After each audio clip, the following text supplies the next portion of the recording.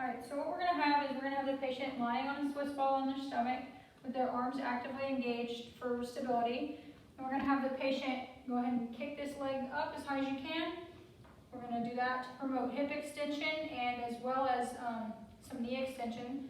So the patient's going to do 3 sets of 20, 10 each leg. So I'm just going to have Kate demonstrate one set. We're going to do 1 minute rest between each set.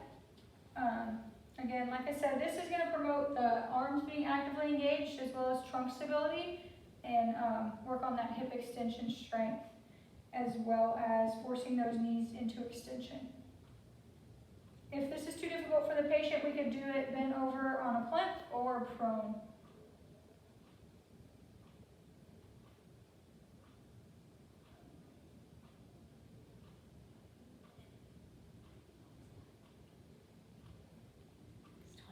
So the next exercise on our session is going to be a supine bridge with the use of a TheraBand to act as a isometric cue for the hip abductors.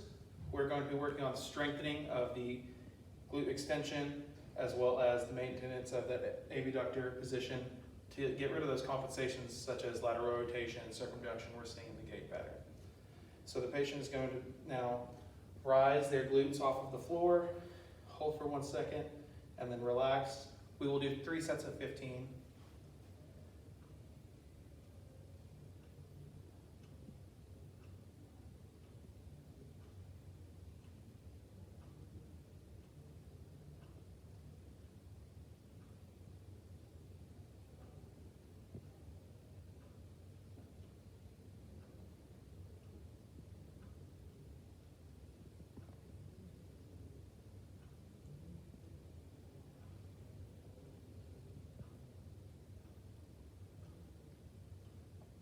Patient would complete 2 more sets.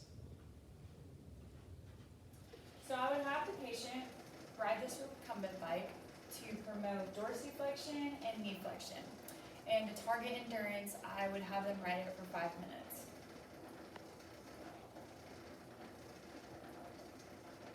And then next up, I'll show the patient using an arm bike to work on some upper extremity. In most clinics, we have a combination on one bike, one that targets the upper extremity and the lower extremity. But since we just have upper extremity here, we're going to show it as is. Since the patient has spasticity of the wrist flexors and elbow flexors, we're going to be using the upper bike to target neuromuscular coordination of the upper extremity.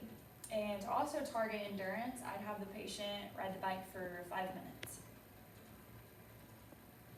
Okay, very good, Miss Glenn. Okay, so the exercise we're going to be doing next is some isometric dorsiflexion holds with some active knee and hip flexion. I have a PTA in the back doing some contact guard, and I want to make sure that the patient has both of their hands on the parallel bars, so we're making sure the patient is stable. I'm also trying to monitor that left trunk lean. So what I'm going to have you do first is bring your toes towards your nose, and then just bring your leg up as high as you can. We are aware that the patient has 2+ out of 5 hip flexor strength. And so as they begin to fatigue, I will do some active assisted range of motion with them with that hip.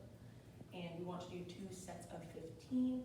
And the main goal of this exercise is to get some neuromuscular coordination of the dorsiflexors and combat that plantar flexor spasticity. So as they begin to fatigue, they'll go up as high as they can, and then we're going to further into that range of motion.